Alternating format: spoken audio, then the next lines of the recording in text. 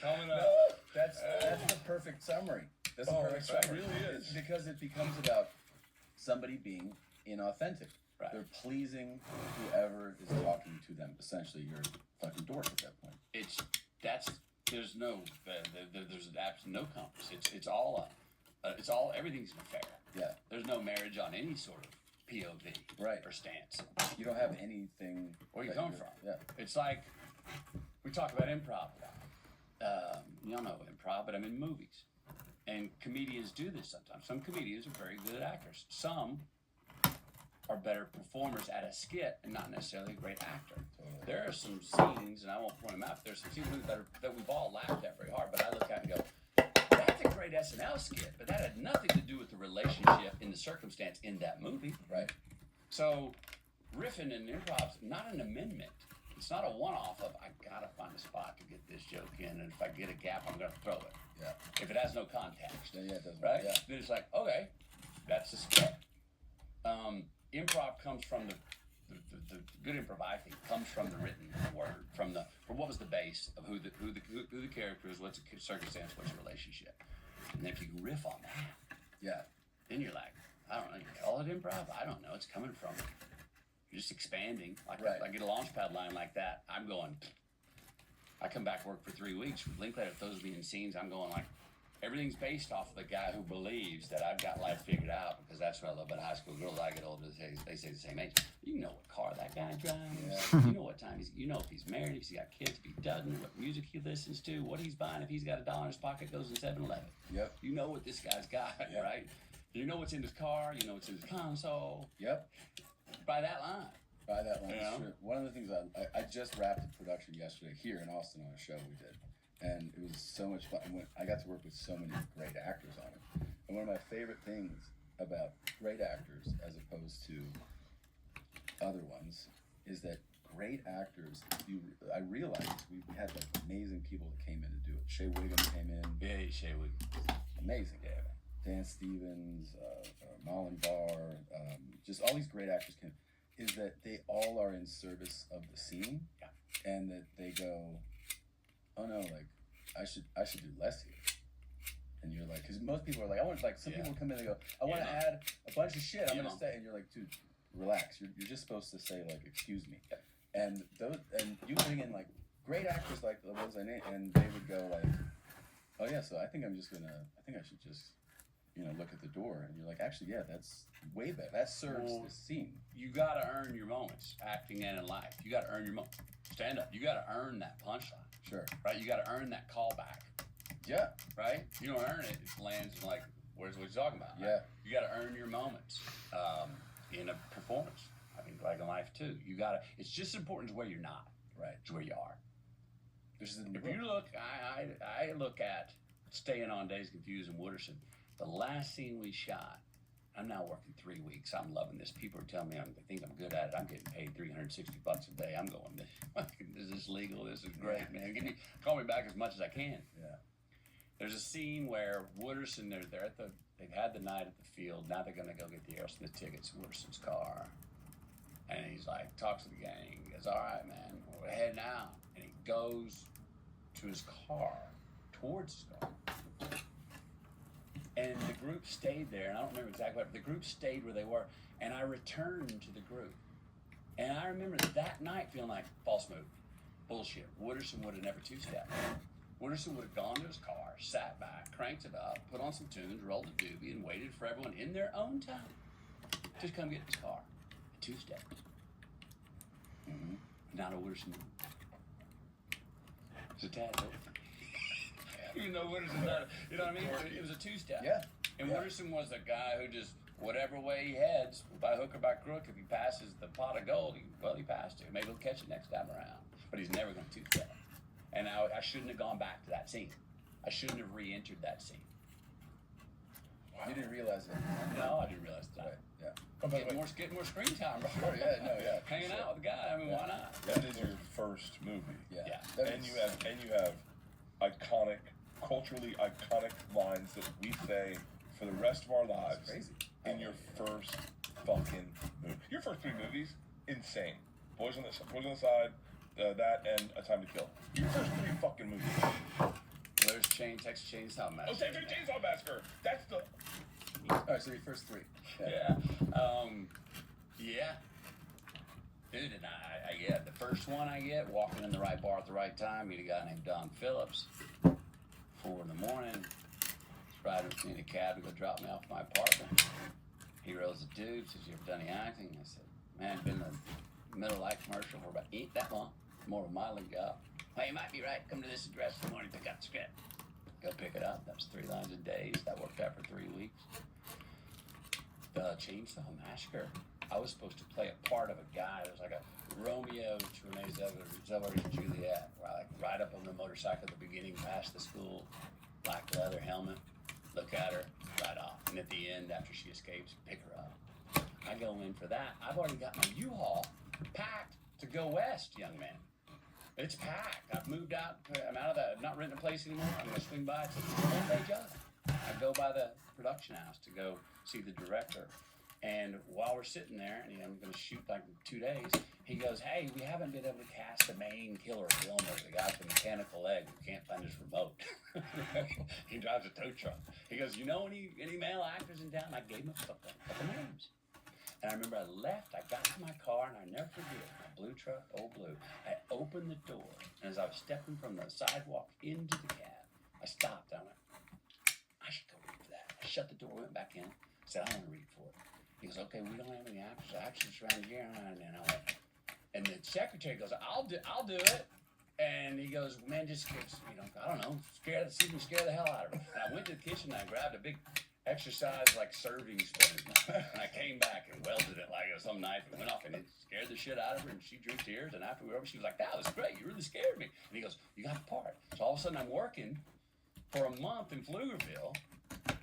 And I had to go sleep on a buddy's couch and pull out stuff out of him U-Haul for the next month. Then drove out west, which I had Days Confused. The film had come out, and I had that as a bit of a Here it is. I can audition. And then I have the stories in there about feeling needy, feeling like I needed to get an agent. And that same guy, Don Phillips, who I met in the bar that night, is the one who ate my ass out and said, "Get the hell out of here. This town will eat you up. They smell needy. Get out here, go go off with your buds." And me and Cole and Rory hit Europe for over a month riding motorcycles. Came back, I was ready, because I was running out of money, but I was also like, "Come on, man, I need it." And I would have taken those meetings, and they'd have been like, "He's not as cool as we thought he might have been." He's like, desperation always reads. I would have been trespassing. Yeah. I was desperate. But there's a fine line between desperation and getting what you want. Like when you did A Time to Kill, they wanted you to play a Klan member. Yeah. And there's the person who goes, "I want to be the star," right? Yes. You've always navigated a great way of advocating for yourself. Yeah. Like, well, that one was, I'd read the script. I was like, Jake Gantz, that's the guy I'd like to, And I go in and we had that meeting, and I did plan it. It's one of those things, those plans that kind of went well. I have to say I've been fortunate a few times where some ideal plans where I'm going to lay down the snafu or the bait that have worked out. Many of them haven't, but this one did. And after, I remember I was wearing a John Mellencamp sleeveless T-shirt, smoking cigarettes. I'm laying back, and he's like, "We agreed. I've got the part of the Klansman. We're all set." And I said, who's playing the lead of Jake Gantz?" And he says, "I don't know. What do you think?" I think I should. What does the future hold for business? Ask 9 experts and you'll get 10 answers. Rates will rise or fall, inflation's up or down. Can someone please invent a crystal ball? Until then, over 38,000 businesses have future-proofed their business. NetSuite by Oracle, the #1. John Grisham wouldn't approve my buddy Woody Harrelson. It's crazy. You know what? You hear this crazy stuff, man? So Oliver Stone, remember that time? I don't know if you remember that time Oliver Stone and John Grisham were having a battle. Evidently, there was a killing of a farmer in Mississippi, I think. Excuse me, don't get the details right. And it was a murder by a young man and a young woman. And they said they were an on Killers. Mm-hmm. Oh, right. The farmer, John Grisham, was good friends with him. John Grisham deconstructs, has approval over the roles. Well, that guy's not playing me, Right. you know. So odd things, opened up, and then the timing was right, and all of a sudden, the movie's going. The last thing to cast is the lead. They got, Carly Haley. They got Sam Jackson. They got Sandra. Everything's looking good. Well, maybe we'll take a chance on this more relatively unknown guy. And Schumacher does me a real solid. I remember it was either Valentine's Day or Mother's Day. I can't remember, but it was a Sunday. And they flew me to LA, and he said, we're going to shoot in this little studio on Fairfax. And we're not. It was Mother's Day. Was it Mother's Day? Yeah. Okay. We're going to shoot, that's a pretty good day to malaprop one or the other. Valentine's, Mother's Day. Love you, You Mom. called your mom that morning. Yeah. So we go on Fairfax, and he says the reason we're not shooting in a studio is because no matter how good you do, you're probably not getting this part. And I don't want it to be on your record or resume of tried out and didn't get it. It's not a good way for you to get started in Hollywood. Damn, that's so thoughtful. How about that? Cool as shit. That is really thoughtful. Yeah, Yeah. Wow. it worked out. That was a little planted a seed that day that did, I think, it helped ended up to pay off. When I was in there and that audition said, I think I should. I want to ask you this because we were talking about directors. Because you're an incredible actor and you've worked with a ton of directors at this point. Is there something, whether or not they're well known or not, that you love from a director when you're starting a production, and conversely something that you really don't like? Yeah. So, the best directors say yes. It puts fuel on your fire. Yeah. Best Oh, directors great idea. want the actor, you want the talent to own their stuff. You want them to believe it's their idea. We all want to feel like it's odd. Sure. I say one thing when I go and meet directors now, and I just say, well, I don't want to look, man, I'm easy to direct. Just don't tell me what to do. Yeah, yeah. That's great. Make me, but I love it when you manipulate me Yeah, and make me think it's my idea, but it was really yours. I'm quietly going bravo. yeah, I saw that, but I'm not calling it out. Yeah, But I yeah. caught that. I love that. yeah. I mean, trick me, bro. Yeah. It's simple. I'm letting you know. I'm easy prey, man. Like coyote. I'm gonna go that way. I'm gonna go that way. So just tell me you're gonna want me to go the opposite way. Yeah. You know, I'll fall right into your hands. So a stubborn one is one who would be no fun for you. Well, so one is a lot of directors. If things are going well, and your actors, and it's going, the performances are going well. You have the confidence to sit back and go, "Yep, next," because we get hot hands sometimes, Yeah, and you don't want a director, and you also don't want an actor that's competing for the best idea. that's a big one. It happens in some of those green rooms, right? Sure. You know, because I've been around some of those. There's competition for the best idea, and when you got the hot hand, and you had the best 6 ideas in a row on a set when you're acting as a director, I want you to have the 7th, 8th, 9th, 10th, 11th, 12th, 40th in a row. Yeah, You're hot, man. yeah. Go. You're in the line. You're giving me what I want, and you're owning it. Let's do it. Yeah, If the director will try my way or try the way I want to do it, and sincerely go, I see that. Now will you try it this way? I'm much more able to go. Sure. Damn right I will, and I'm going to give this real justice. I'm not worried that's my idea. We just want the best idea. We just want the best idea to happen. sure. The other thing is that when you're in a movie, I always say this: the communication with the director is what you do between action and cut. It's not what you say outside of it. Here's what I think we want to do in the scene. All that can be great to get there, but really your communication is what you do between action and cut. And what the best thing that can happen is when you have an idea what you want to do in a scene. You don't say it to anybody. Then you do the scene, and they come back and go, you know what? I love that. Here's what I got from the scene. And they go, pa pa pa pa pa pa pa pa pa pa. You pull the note out of our pad, pull your tape out of your pocket, and you go, exactly. Look what I wrote. Yeah. I wrote down what I wanted to do, what I wanted to hopefully come across. You just said, Yeah. and there it is. Yeah. I'd written it down beforehand. That's kind of a kismet moment when that can happen.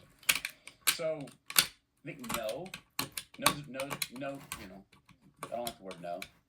Best directors started off with this with Linklater. You know, listen, we call it verbal ping pong. Yeah, what if? Yeah, what if? Yeah. It's a forward moving process for figuring out. And he's redirecting me through the give and the take and the flow of truth, but never going, no, not that. Boom, actors will go, whoa, you just gave me a red light. Yeah. You just stunted my growth. My creativity just stopped. Mm-hmm. Now anything you tell me to do after this, it's your idea, not mine. Come on, man. Yeah. Tricking the thing is fine. Right. Smart. Do you need approval from a director as you're doing it, or can you operate independently? I can operate independently, but I like approval of it. Because there's times where, and I've tried to close these gaps, meaning there's what we intend to do and what we actually do. There's what gets recorded, and there's what gets edited. I'm trying to close all those gaps. And over 35 years, I have been able to close the gaps where what I'm wanting to do is pretty close to what I'm doing, which is pretty close to what's getting recorded. Hopefully what's getting edited. Yeah. But sometimes it's not, and I need that director to go, come here. I know what you're trying to do, but come look at it. And I'll watch the scene and go, oh, that's not what's coming across. Got you. Maybe that's the angle. Maybe that's me. But sometimes there's a larger gap. You know, oh, here's what I thought I was doing. No, maybe it was, but it's not captured. Or maybe what you thought you were doing is not actually what you're doing. What is because we're all mesmerized by Scorsese. And Yeah. You did Wolf of Wall Yeah. Street. What's he like looking on? Loves funny. Yeah. So, and nonverbal. I don't think he gave me any direction that had an English word in it. Really? No, it was all it's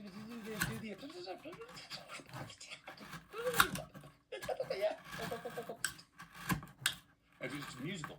Everything's musical. I'm gonna be here. It's a boom, boom, boom, boom, boom, boom, boom, boom, boom, boom.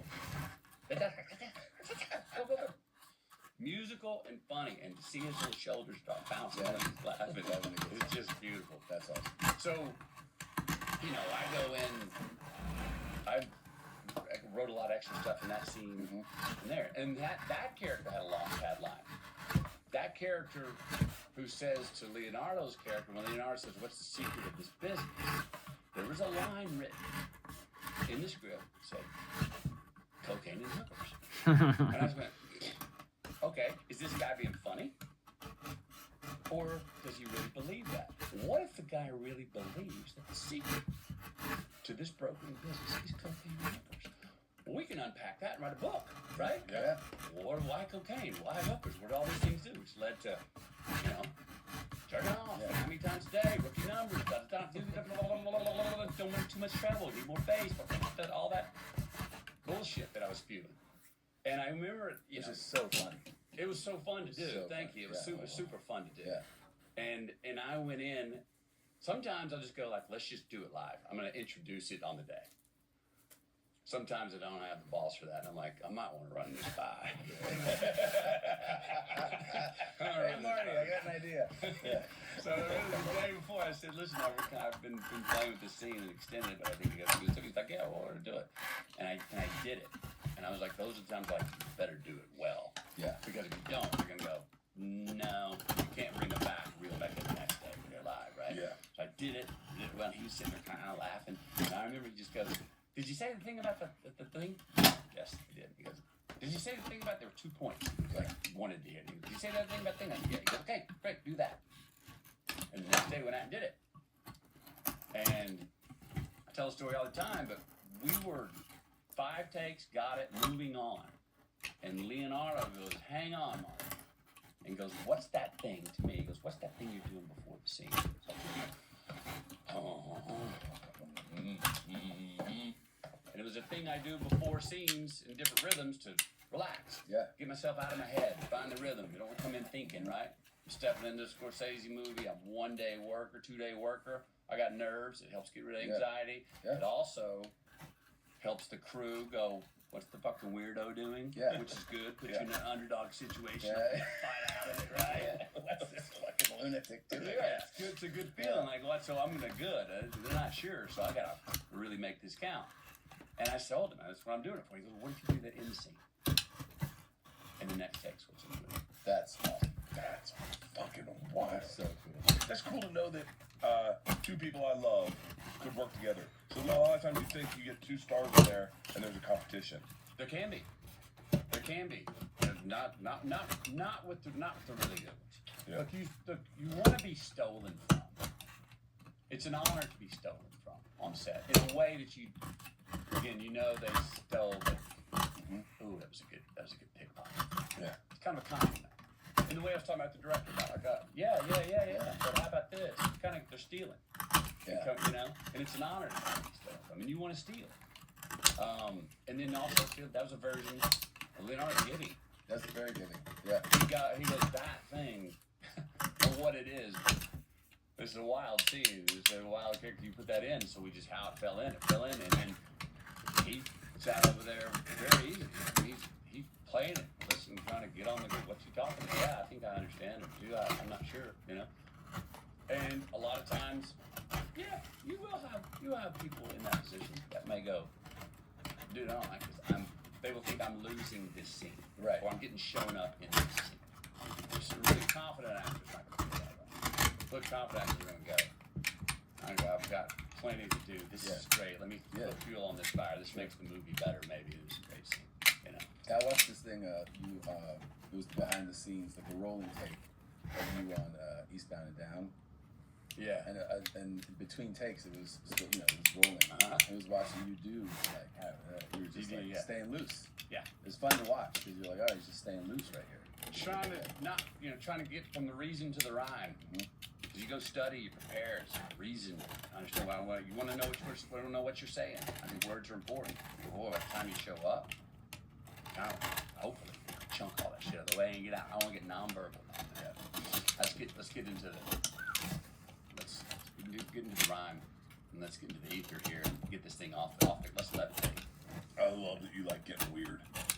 Like it's my favorite thing is late night, family's asleep, back to the man cave, bottle of wine, cowboy boots, gloves, speedos, and listen to music. And just like if someone walked in, You just do a speedo ad out there. yeah. I like it.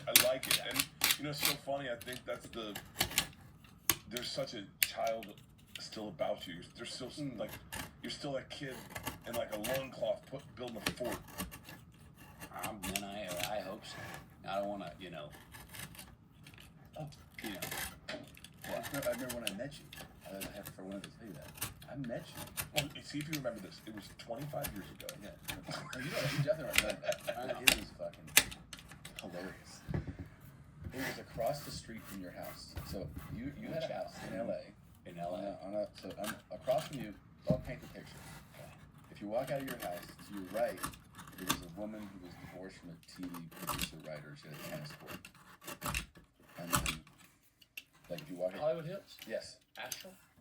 Yes. Yes. And then to the left, there's like a fucking Saudi arms dealer. Yes. Hey, some things were going on late night over there. So I was at his house. You were filming. No, I wasn't filming. Tom did a porn. I go over there with the guy who would teach tennis to the lady on the right, and he's like, "Yeah, I'd live here sometimes." I'm like, "You're not fucking her." He was like, "Oh, you teach tennis." I'm like, "Okay." So he befriended the Saudi dude. Yeah. So we're over there one night. You walk. They just have a party. There's women and everybody. And I was like, just walking around. Walking the hill. There's a dude in swim trunks, barefoot, with goggles on his head. I'm like, who's this motherfucker? And everyone's like, that's Matthew McConaughey. I was like, shut the fuck up. And so he walks up. I still remember this girl was like, how do you spell your last name? And you, that's a really good question. And you'd spell it. And then she was like, wait, what? And then you were like, I just fucking spelled it. And you spelled it again. And then I was like, this felt like a real Hollywood thing, I was like, this is crazy. All these people around, everyone started to create this energy. Like Matthew McConaughey's here, he's in swim trunks and goggles, and there's not a fucking pool around. and then they were like, we're playing basketball. You're like, I'm playing basketball too. So you started shooting hoops with us in your trunks, and then I'm starting to remember this. really, Yes. and then I remember. So I tried to get them to find. I go, I remember, because this would have been like 2002 or 3. So it was like it wasn't like social content, but I was like, dude, I saw it in like a, like an Inquirer thing. Like it made it to somebody had taken a photo. Yeah. And I was like, it's out there. And they looked and they couldn't find it. But I was like, I remember being at internship, and somebody being like, hey, there's the photo evidence of your story that we thought you made up. And I was like, no, I'm telling you, I was at this fucking party. And I was like, that's what I remember. I remember this. The little gate had some steps up. Yeah. When I took it out, and there was yeah. Yeah. I mean, I would go. I remember that. Yeah. I remember they played some pretty good music. You could tell the good times happening. I figured it was time to, I was already feeling carny that you could keep the circus going. Yeah, no, it was a fun night. It was a fun night, dude. Yeah, I mean, I would go over there with the fucking tennis guy, and they'd be like, yeah, she's the fucking Miss July. And I was like, Jesus Christ. Like, who is this guy? I was like, I don't know. That was the thing, is like, we don't know what he does. It was one of those guys, the guy that owned the place. I was like, what do you mean you don't know what he does? And they're like, It was. yeah, I never knew. He drives an armored I never got to armored know car. Yeah. that neighbor well. Yeah. No, but an armored car, you're like, okay, he drives an armored car. And then, yeah, a lot of people don't like him. The tennis coach probably knows all this good. He knows the senior stories. Yeah. We met there was an acting class thing. We were like tennis guys in the acting class, some of the Backstreet Boys in the acting class, like a very Hollywood acting class experience. Yeah. How much of your book would you want your son to live through? So as I read it, Good question, man. thank you. So let me tell you this. I can leave now. When are we gonna drink tequila? Keep going, because I don't want him to live. I got really scared for you in Australia. Like I got really scared for you as a father. I went, oh my God, that's my fear. Is my kid to study abroad and that to happen. This is a very freaky part of that thing. But as I look and I go to the Times of Chateau, you and Native, it was in Canada, but I think Native Americans in Canada. Yeah. Like all these wild things. You go into Africa.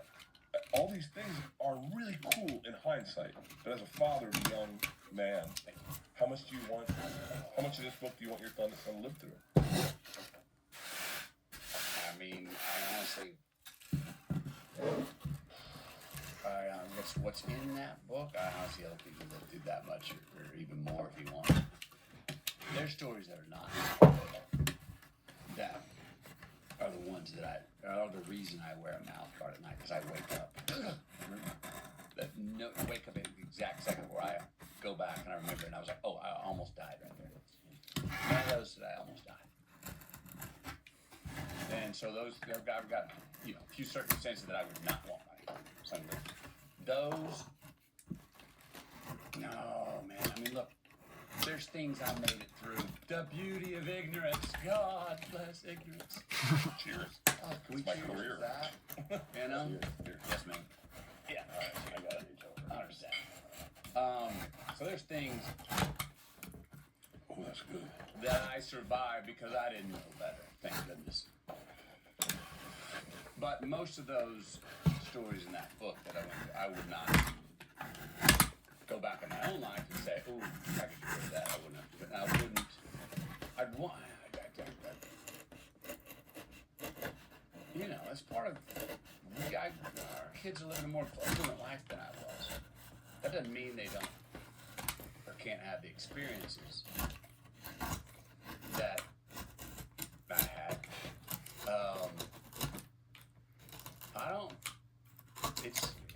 I don't want them to fall under prey to any kind of entitlement. And part of not doing that in life is be in situations where you have no safety net. You're like, I've got my own devices, man. How am I going to roll here? How am I getting out? How am I getting what I want? How am I going to survive? How am I not going to go crazy? How am I going to go crazy and out endure the craze? How am I going to go wing it? How am I going to know better? I want my son to be in those situations.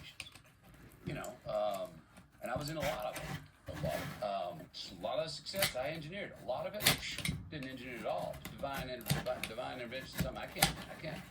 Make the math up. But you need that hunger. Like your son will never sleep on someone's couch for like an extended period because at some point he's probably going to go, hey dad, I'm in LA, but like when you're young and you're poor, Yeah. you go, I out of necessity, can I crash on your couch? There's a vulnerability when you wake up in someone's living room that I feel like makes this man, if that makes sense. You look. You might be right. I'm not gonna. Sure don't think you're wrong. Do I think that's necessary? No. Do I try as a father and his mother as well to not make things harder, but to go, no, you gotta earn that. That's not hand that to you. It's hard. There's sometimes, initiations and there's rites of passage. You gotta skin your knees. If you pull it off the first time, bravo. Yeah. But if you skin your knees a few times on the way, bravo.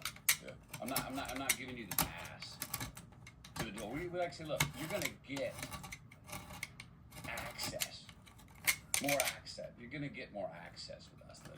I have no problem getting you in that door. Right. Once you're in that door, bro, it's on you. So don't embarrass yourself and handle it and show up on the other side. Now, let's see the rubber is the road. So yeah, they getting we're gonna access to certain things and say I did, sure. But we're doing our best to make sure they earn it. Whatever that is, I don't think you gotta proverbial bleed to make it count. Trip yourself running downhill when things are going well. Face plant for the hell of it. It's a great chapter. You know, I still battle that.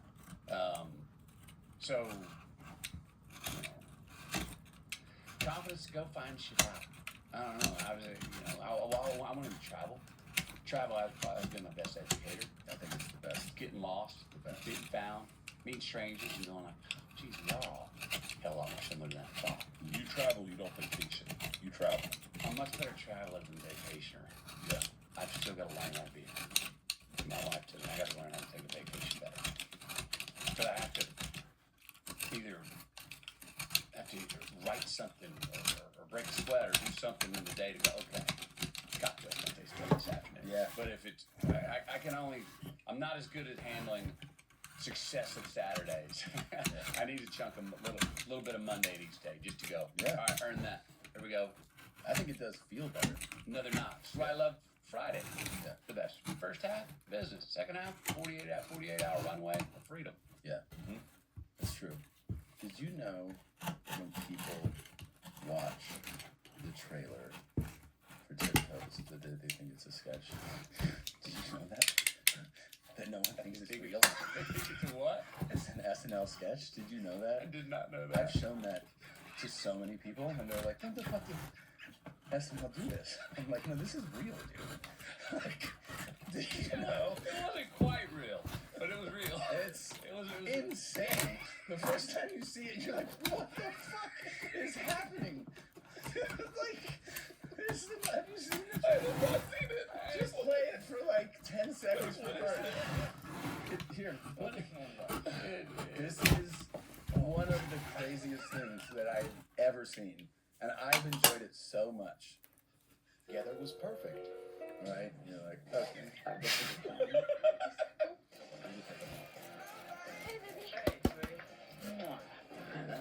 There's one small problem.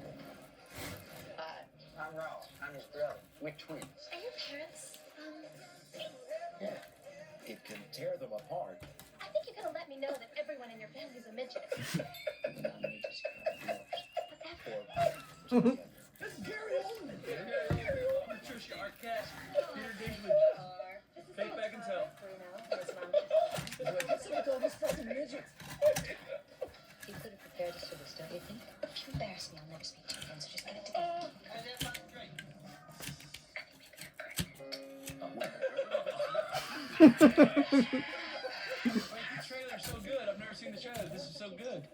You knocked up this great girl, and you didn't tell her that her baby's probably got to be lit. I'm not like you. We are so cute and cuddly. Don't discriminate against us. these parties got a little wild. I never expected this. There's sure a lot of midgets around here. You better back off, Goldie Hawn. My man can do what he wants to do. I'm ready for an adult relationship. What is this man doing in your bedroom?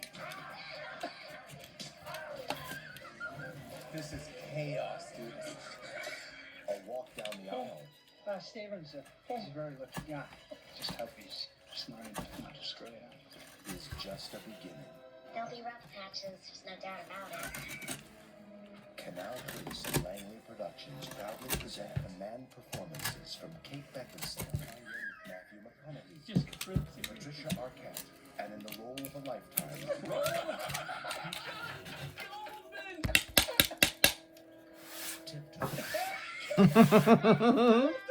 That's real. That's so good. It's so I've good. never seen that. Wait, Trailer. you shot that movie? Yes, real production. Real production day. Showed up to work. No one thinks that's real. It Not a doesn't soul. look real.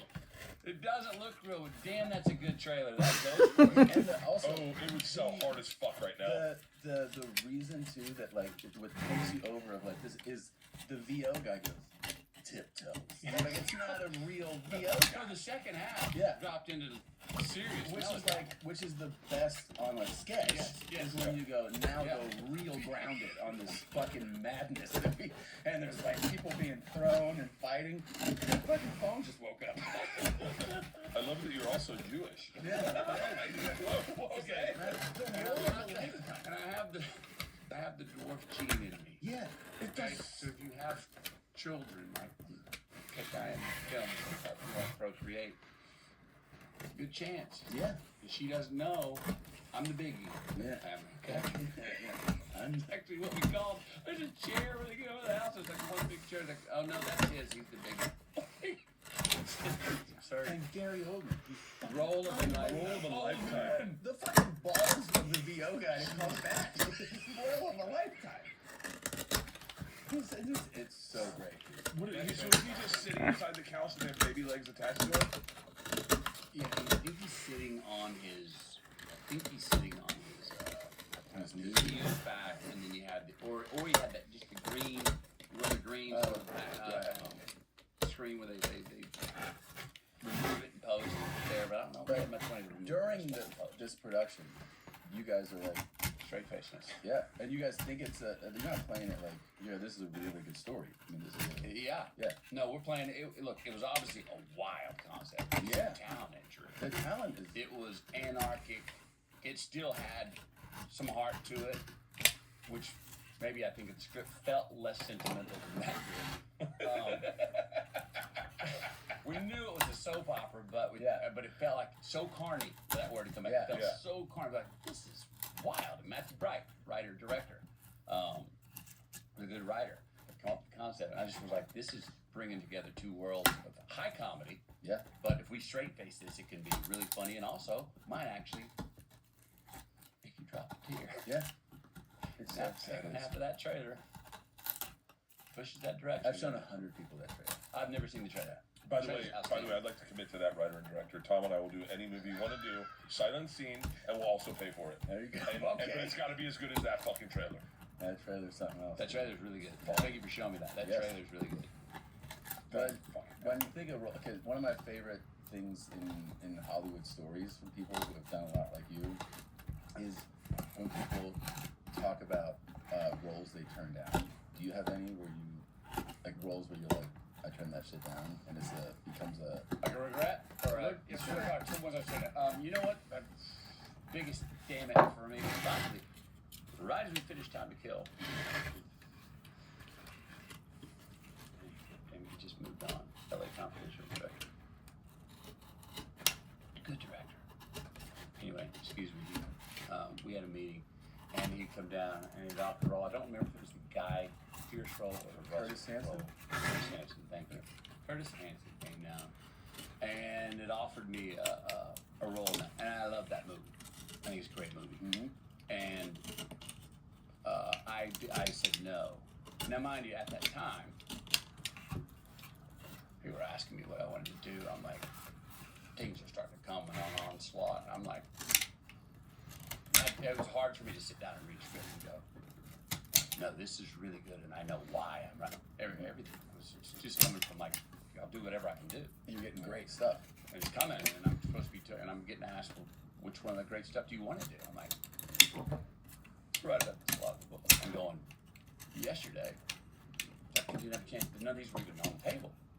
And now you're telling me which one of these you want to do? Well, I packed up and got the hell out of Dodge. But that's a movie that I love, that I would love to be a part of, and I love that movie. There's always been a rumor that I think James Cameron started. He and I've had a few laughs about it. That I got offered and turned down the role in Titanic. Mm-hmm. That did not happen. That did not I happen. did not get offered. And as I've said to this day, if I did, I got to find that agent. Yeah, Because they told me. Yeah. No, I did read for it. I was there at the end, or Kate Winslet and I read. It was a good read. I walked out of there, well, thinking that I may have had it, but I never got that. So other than that, not really. Other than L.A. Confidential, which was early on in '96ish. I don't.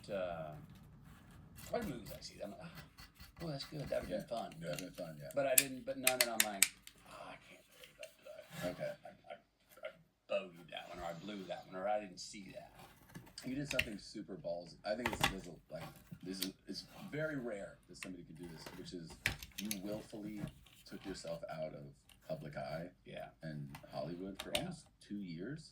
Yeah. So it's a really ballsy thing. I mean, most people, I think, if you're voluntarily doing that in this job, they go, "Are you crazy? Why would you do that?" But you're doing it because you want to, figure out who you are more, and then you get to basically reinvent yourself because of that. But it's accompanied by some fear too, right? Oh yeah. Okay. Oh hell Yeah, a lot of fear. So I feel like we know people who, disappear sometimes. And it's something, I mean, you could make the case that it's for maybe some of the same reasons, but I think the thing that makes it different about yours is that you're at such a level and choosing to do that. Like, you could have just been like, another movie, another big paycheck, another movie, another movie. So you must have felt this turmoil to make that choice, right? Yeah. It was the I kept having the 3 a.m. turmoil, unable to sleep. Oh, I remember having this sign. I was like, no, I'm not done. Anxiety. I feel like I'm just an entertainer.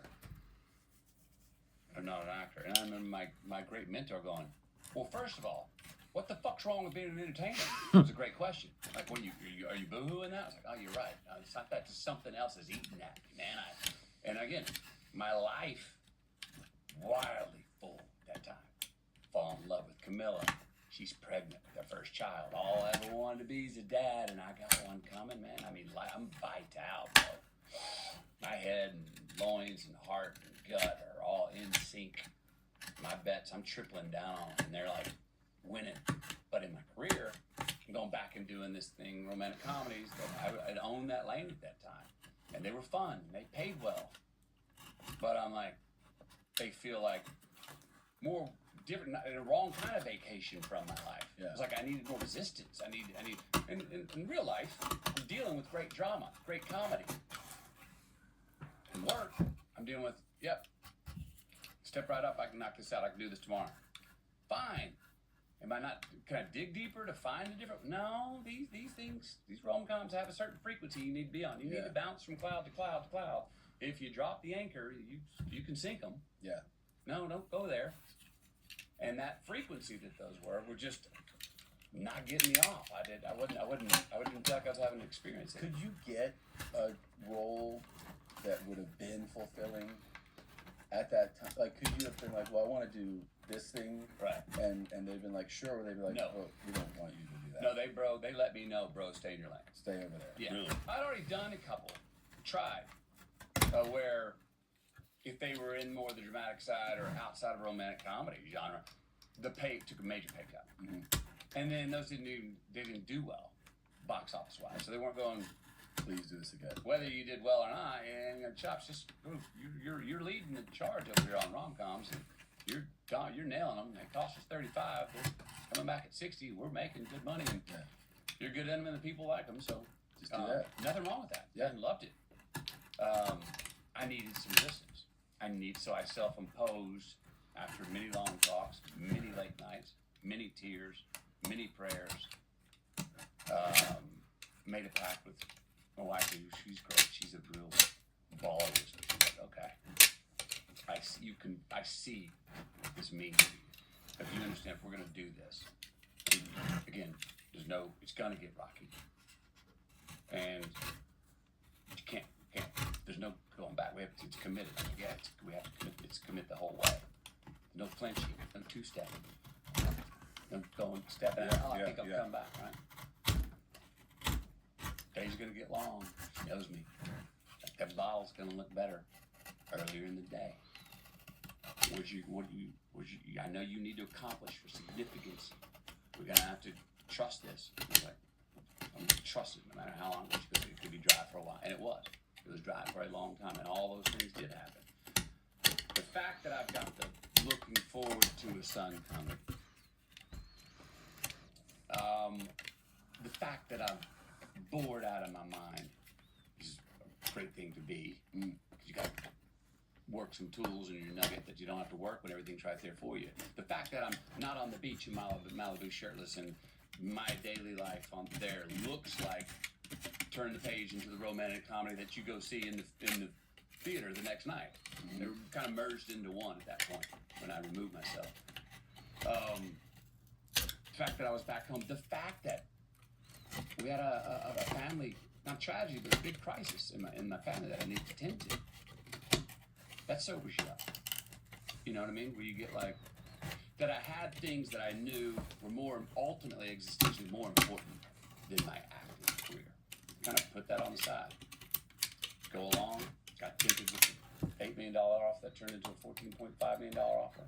As I talked about, not two-stepping, as I said, did I two-step enough to say when we got to 14.5, let me read that so much again? Yes, I did. I ain't that pure. Yeah. All right? Still said no, though. Yeah. All right? The fact that saying no to that, do I believe that sent a little invisible lightning bolt through Hollywood going, this fucker's not bluffing. Yeah, I'm serious. Who turns that shit down? What's he up to? Someone does that. A girl in a relationship, whatever, you're like, what are they up to? They kind of become more attractive. Yeah. Novels, what are they up to? They got something going on. They didn't just step out and waft. They're on a line of something where they're going or what they're holding out for. And that's what I was doing. I was kind of on the picket line. I was kind of holding out. And what was the first one? Like I think it was Lincoln Lawyer. and that was a big success. That worked out really good. Yeah. And it was Killer Joe. And then it was Paperboy. The Bud. No. Mud came. No, Bud, Mud came. yeah. You know another thing? We named Ellis. Ellis was a You serious? Oh, yeah. Yeah, His my first son's name was Ellis. Right on. We were watching that movie while my wife was pregnant, and it was one of the movies we didn't know. It would be probably a movie you don't know anything about it. Yeah. And it was like this sweet little kid, and it was like a real Southern way of like Ellis, like Yeah. And then when it came time to name him, we both were like, I love that name, Ellis. It's from Mud. It's my favorite movie I've done. Really? Yeah. It's a really beautiful movie. It's a beautiful movie. Yeah. It's the movie that my dad, when I was 12, would have come to me and said, hey, buddy, you seen this movie? Love? And I'd gone, no, sir. And he'd gone, oh, we got to watch it together. It's a good one.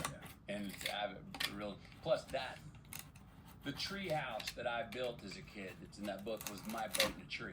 Mm-hmm. That was a Mud. The fantasy, magic reality through a child's eyes. And then the aristocrat of the heart, the love story that Mud has with Juniper. Yeah, it's a really cool movie. Yeah. Yeah. When I read your book, sometimes when people write books, there are little things that I can't stop noticing. You love ketchup. I love ketchup. I put ketchup on my ketchup. And I love ketchup. Like, I only eat meatloaf to eat ketchup. Right. I think I fell in love with ketchup first. Yeah. I'm with the ketchup.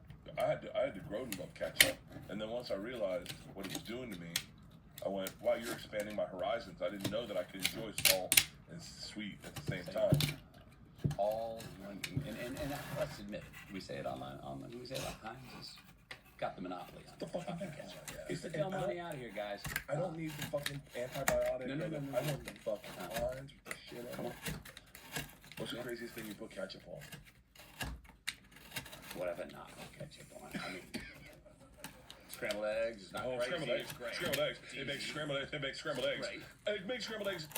Guy Fieri would like fucking ketchup with eggs with ketchup on them. Yeah. So I mean, I put it on. We had one throw-up vegetable in our house. Like, you had one vegetable you didn't have to eat, and mine was pulled squash. My mom pulled it. She's not a good cook. Mom, I know you're out there 92. You were not a good cook. You pulled squash, and that's how I. But you had to eat it. Yeah. No, that was the one. I'm sorry. The one I didn't have to eat. I had to eat everything else. So the boiled okra. Nobody in the family liked it, but then that's where I catch it. But I got to drown that shit. And I remember sitting in our family, if you didn't finish it, you finally had to go to bed at dinner time, and then the next morning it was on the breakfast plate. Fuck And that. if you were late for school, you got the demerit, then it just went back to sort of structure. So now what's your punishment for being late for school? So you're like, oh man, ketchup was my friend. To get over things, to swallow things, but also just to. And it's where the ketchup is. I love ketchup on a burger, but it's best to dip it.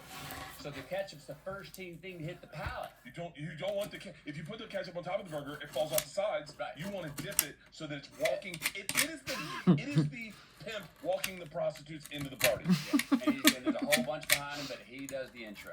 Yeah. Dude, black-eyed peas, I cannot eat. Black-eyed peas with ketchup, I fucking love them. I hear you. I'm gonna tell you one even further. If I'm drinking in the morning at an airport, and I don't feel like drinking, but I have to, because I gotta get on the plane, I'll take ketchup, smear it on my hand, let it dry, and then just slowly Get it. down. Yeah. Like on the flight later, On the fucking just flight. give it a lick. Just a little, yeah. Just to have a buddy there. Just a reminder, that Just treat, to have little just treat. have a friend right there. Yeah. That's good, man. Fuck, I'm never gonna eat ketchup and not think about you. Oh, well, next time I have ketchup, I'm not be able to not think about you licking on your hand. Right? A little K-bomb. I like that. Yeah. Excuse me. Let me take a hit. Who doesn't like you? I mean, you're like the coolest dude in the world. Ketchup. Andy loves ketchup, man. My buddy actually, Marcus Towers, made me a T-shirt, a red T-shirt and white writing, and said, "I put ketchup on my ketchup." Yeah, Heinz the one. Viva la ketchup. You know, Cheers everyone, to people that. have tried to compete, right? There's so many people. I think it was Malcolm Gladwell that wrote a whole essay about this, about how there's this really competitive space for ketchup, but it doesn't fucking matter because Heinz just dominates. Like there's like 50 other brands. I don't even know them. No one does. No one does. This is how we busted my mom. Mom would always save money. Huh, let's go to peanut butter. Peanut Pan was the one. I mean, right? Heinz ketchup. We'd finish, and we'd come back to dinner, and all of a sudden, next night, you'd be at the end the night before. And the next night, it'd be full, you'd pour it, and just, shit, this is fucking not bullshit. Yes, it is. And we're like, no, it's not. She did what like a cheap diner does. She put the put the fake put the shit in. straight tomato That's soup amazing. in there or whatever, or come on in. And she did the same thing with peanut butter for a while. We're like, this is not Peanut Pan. This is your local, Yeah. you know. And we bust her every time. My favorite thing with that is I don't like A1 sauce on steak. I like it without anything. But I love A1 sauce on rice. Like when it's rice. Yeah. That's my. Well, I bet you like the Jamaican pickly. What's that Jamaican? It's a dark sauce like A1. It's Jamaican. Pig pepper. You like pig pepper? I don't think If you like A1, you probably like pig pepper.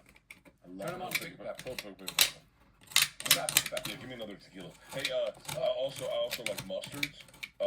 I'm a big mustard guy, but I'm really Asian mustards. I like really. I need my nose to feel it. I like hot mustard. Asian, I more than that English. Especially we have that tight little white little teaspoon of that. Coleman's is like We'll the just best light you English up. mustards, but Asian mustards are stronger than English mustards. Where's Asian mustards between English mustard and wasabi?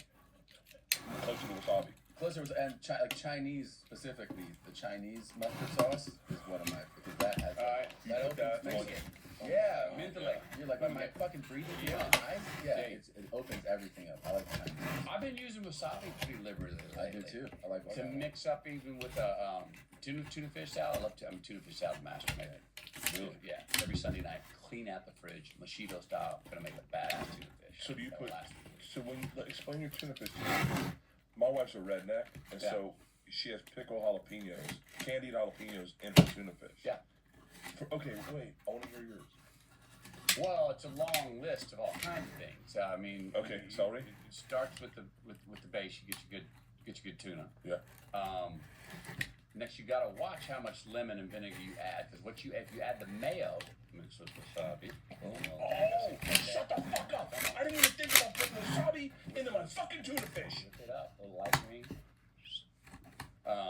Get that in there on the tuna, and because if you put whatever you put on the tuna first is gonna soak it. So it's You're gonna blowing my mind right now. Well, you're blowing my mind. It's like the first time someone told me how to finger someone, and I didn't know that you weren't just supposed to stick it in and leave it there. And I go, oh yeah, it would make sense to move it around. You're telling me tuna fish. It is like tuna that. fish. If I would get high-end tuna, of course I'd put wasabi on it. Yeah. Why wouldn't I put it on my tuna I fish? know, it's a good idea. right. So We then fucked this interview up. We should have been talking about this the whole time. your base, Yeah. and then all the rest of the stuff from the chopped red onions or the dill pickles, gherkin. I'll finally dice the dill pickles and gherkins. There's a jalapeno product now that it's been seared in hot oil, so it's crispy jalapeno chips. Give it a little crunch.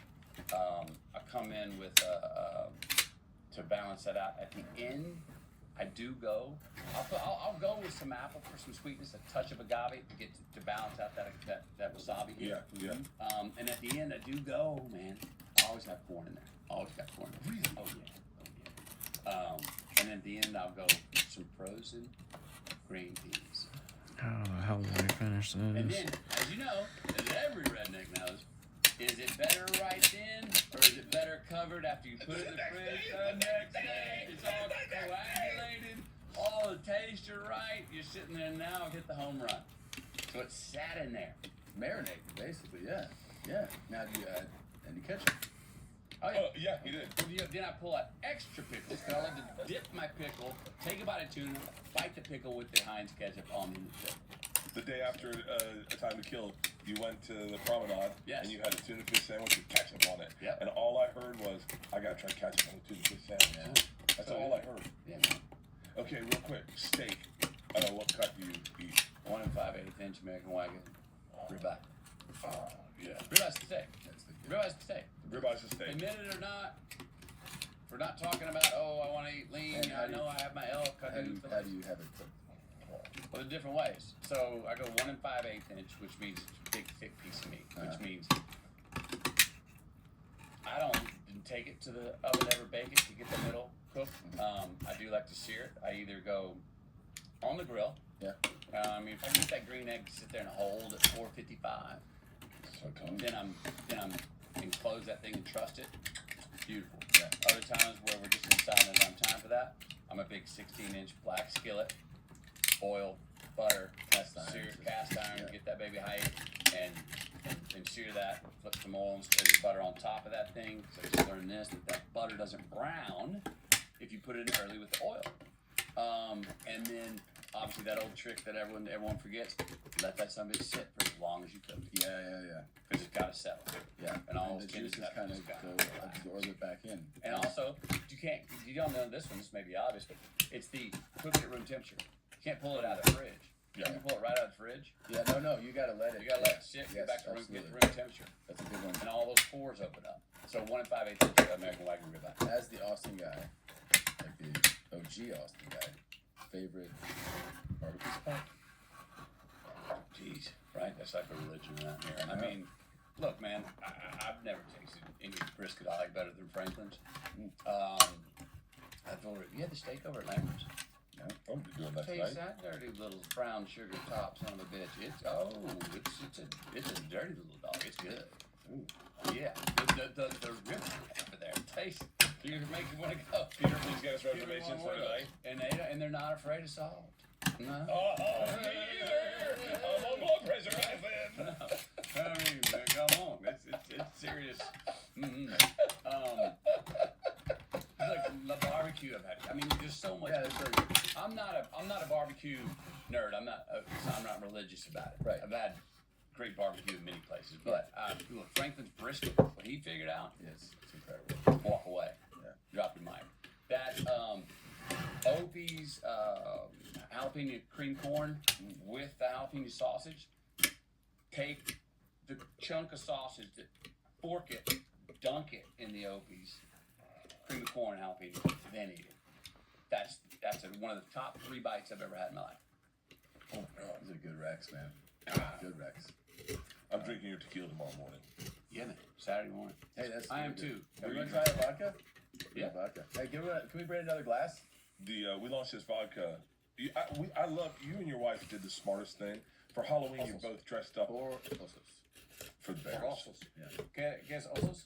Bears. Bears. The bears. The bears. You guys dressed up as bottles of your tequila for Yeah. Halloween. I thought that was so cool. I was like, God damn it! Here's where the inspiration that was.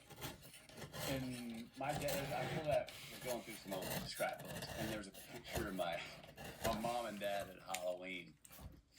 And they had taken these, she was in like Glad trash bags taped up, and it said M&M's with tape on it. It was plain.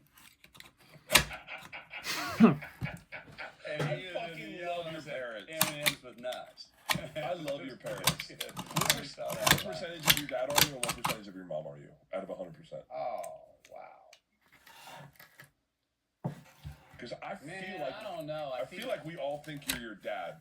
I kind of, after reading your book, I'm a feel whole like you're. lot more my mom than I realized, and that's a happy trail for me to recognize and learn along the way. Look, my mom, I'm still aspiring to understand and be some things that she is.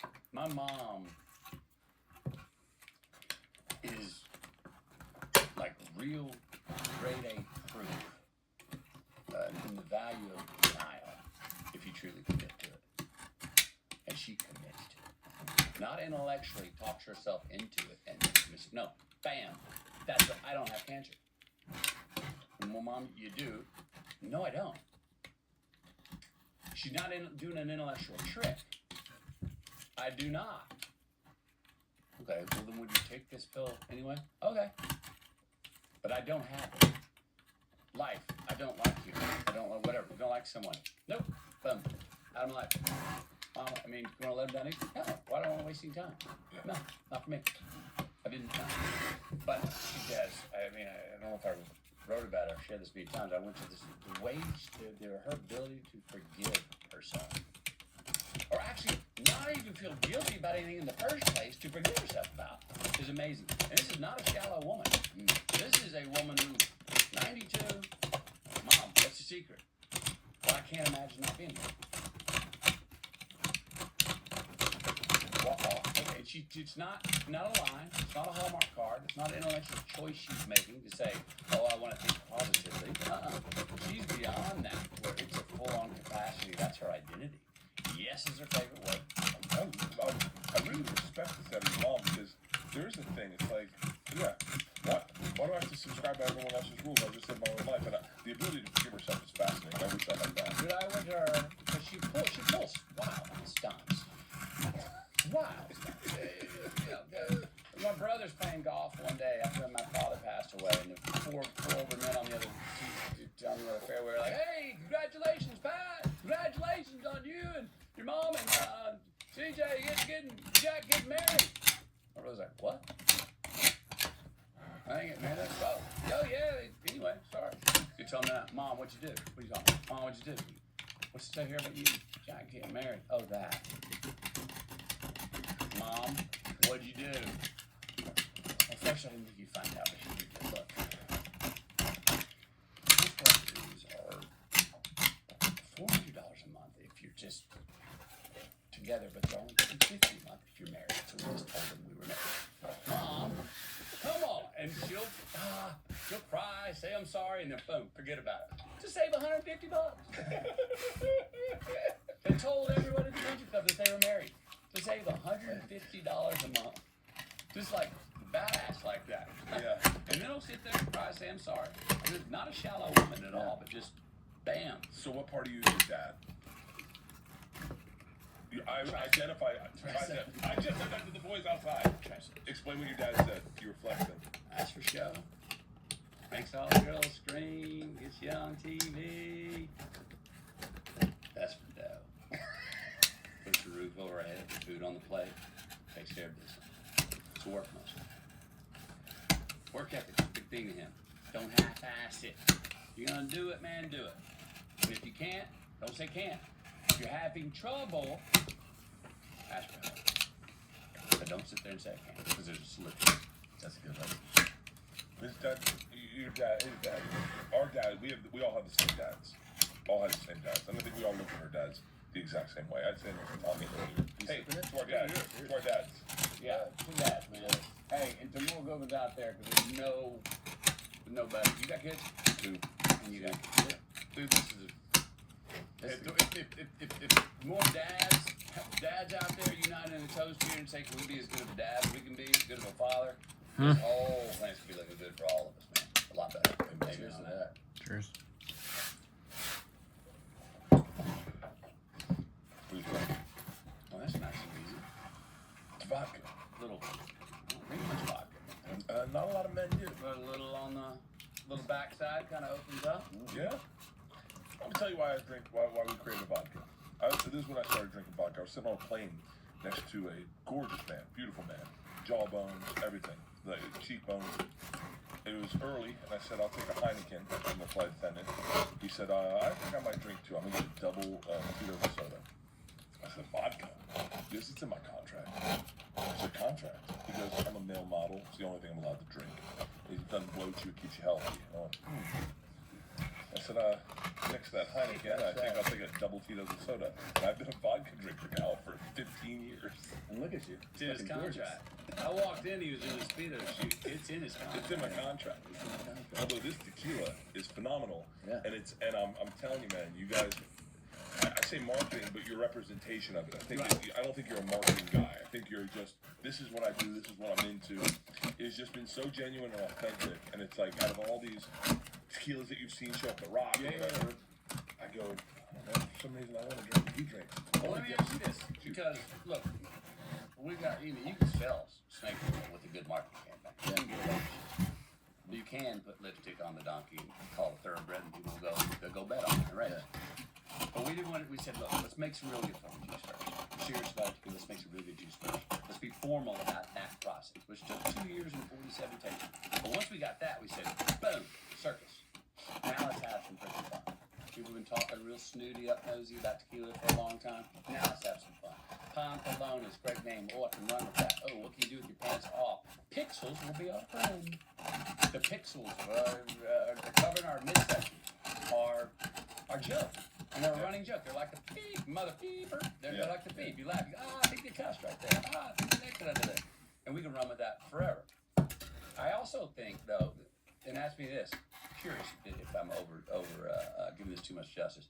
Do you think it would have worked if I'd have been with anyone other than my wife? No. No. I don't think It's all about the right partnership. 1,000%. right? Yeah.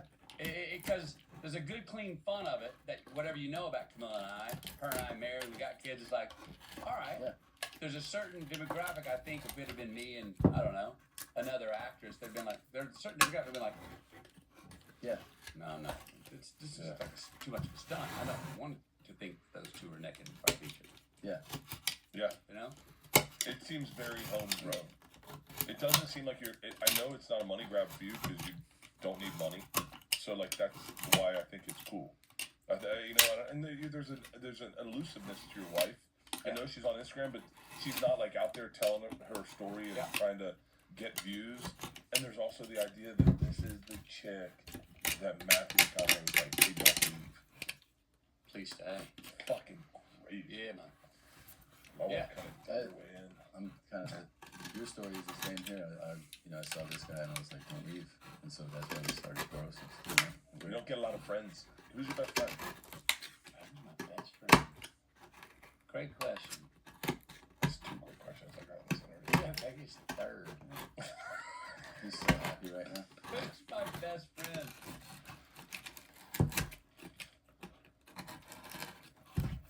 Probably Camilla.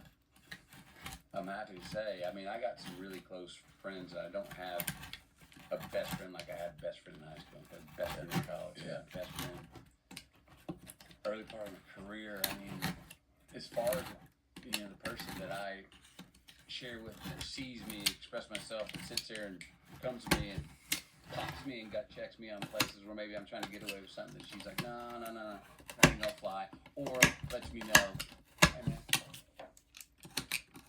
here's the best challenge, man. Be easy on yourself for a second. Whoa. She walks a good line with that. She's great about next day's after the party. She's great about this. You know, everyone goes to the weekend. She walks a good line with the person that I share with and that sees me express myself and sits there and comes to me and pops me and gut checks me on places where maybe I'm trying to get away with something that she's like, no, that ain't gonna fly. Or lets me know, hey man, here's a glass of Panalunas, man. Be easy on yourself for a second. Whoa. She walks a good line with that. She's great about next day after the party. She's great about this. You know, everyone goes to the weekend wedding in Mexico. And it's Friday, Saturday night's the wedding, and then Sunday everyone gets out of there, shading their eyes to make it to work on Monday morning. She's great about. Let's make sure that we have Monday open, and the first thing on Tuesday is after 2 p.m. And we're gonna not leave until Monday afternoon. So while everyone rushes out, we're gonna merge out. Have a beer by the pool. Sit back with the heck, grab another sun, have another cocktail, eat a good meal. But off that. She's really great about the soft life. You know, you're trying to sell somebody's wife. She's Right, right. sell his wife. Let us pitch our wives. Yeah, She's really good My about wife's it. like, 7 a.m. flight. You've got a lot to play.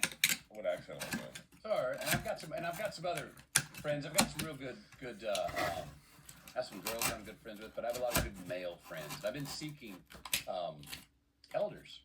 I found myself mentors, older men that have done it well, come to stuff together, get about themselves. You should get some mentors. no, it's invaluable. You know what I mean? When you go, it takes like a bit of like modesty, humble yourself to go. Yeah, I would like to learn something from you. You know, you kind of and you see the thing is that like older people, what you realize the most when you spend time with anybody like much older is they just want to matter still. Yeah. And when you ask somebody who's older their advice on something, man, they come alive. They love it. They love having to like share and teach. I think it's like interacting with older people is fantastic. I'm with you, man. It reminds me of another. This is not a trick, but it's a good reminder, and it's a simple one, and that I think is really good and has been in my life. In this world where so many of our relationships, whether it is for us or not, it is for the other, transactional. To sit there every month, and I'm trying to is reach out to people, and just a 5-minute howdy. And I've noticed it's almost like, well, what do you? I don't need anything. Well, it can go a long way. Yeah. And it's a quick little hit. It's not a deep, long thing. It's just a quick little hit for nothing at all. Just checking in. Fucking Joey Diaz. Joey Diaz is one of Diaz the best dudes in the world. Comedian friend of ours, and part of his thing is like weekly, bi-weekly. You'll see the call, And you know you answer it. He's an old school dude. He doesn't text you. He doesn't text you. Because if you send me another text, I'll break your fucking fingers. Okay, so he calls, and you answer, and he goes, "What's going on? What's up, cocksucker? What's up, big?" You're like, "Not much." He's like, "I have a wife, kids." That's it. Joey Diaz, right? Joey Diaz. Yeah, and you go, "Oh, everything's good." And he's like, "I'm just checking in." And you go, "Yeah." And then you're kind of the same thing. You're like, "What's up?" And he's like, "Just remember, don't forget about me. I love you." Bingo. Yeah. It's a check-in. He just Yeah, checks man. in. It ain't gonna be long. No. You ain't gotta go take a long walk, go sit down. It's just, You won't let it go Yeah. long. That's Yeah. the thing. He's just like, all right, stop with the fucking talking. Yeah. But he checks in on you, and you always get, you know what? The thing is, you get like a little dopamine serotonin bump. You're like, that was great. Joey Diaz just checked in on me. So Yeah. it's a nice feeling. yeah, man. And you've worked with so many wild people that like fun. Like people that I go, I'd love to know that. Like, I think Sandra Bullock's the baddest motherfucker in town. Yeah. I think she's so cool. I think fucking Nicole Hauser is one of the baddest motherfuckers in town. I'll tell you that. I even think back to, can I tell you who I was obsessed with in Days of Fuse? Was Sasha. Sasha. Yeah. great. I go, where the fuck? I want more of that guy in He's my life. writing. He's writing. He's making a living writing scripts. For real? Yeah, I'm like he's writing scripts that are being made by major studios. So he found a good. I met with him. It's been a couple of years, but I think he's doing. When I looked, he's doing well. He was such a scene stealer. Yeah. Like Yeah. he was such a scene Yeah. stealer. I fucking loved him. That movie was so impressional on me. I must have watched it a million times. Everything you've done. I know we got to get you out of here. You are a legend, and the idea that we got to sit with you for an hour and a half. It was really just awesome. pick your It was fun, brain. man. Thank you for coming. Appreciate it. I hope we get to do it some other time, work together some way. It was fantastic. Don't forget, Green Lights hits shelves in paperback tomorrow. You can get Pantalones, the delicious multiple styles pantalones. I'm telling you right now, if you're a young man, I just say young man. That's why I think this is the book you need. This will walk you. You're just gonna see. It's not a self-help book. It's a story of a dude who did it his way and did it differently than everyone else and turned out on top. And it's a great roadmap for the way to look at life. Maybe not live your life the same way, but look at life and go, fuck yeah, man, I need to get off the road. I need to get out of town. I need to go do something different. I gotta roll the dice a little bit. You're a legend, brother. I appreciate it. Thank you very much. Yes. And again, it's Matthew McConaughey, and it's spelled MCCONAUGHEY. You gotta spell it twice for to the the girl. girl. Party Yeah. though, right? How do you spell that? All right. Well, thanks a lot, man. We'll see you guys next time. Appreciate it.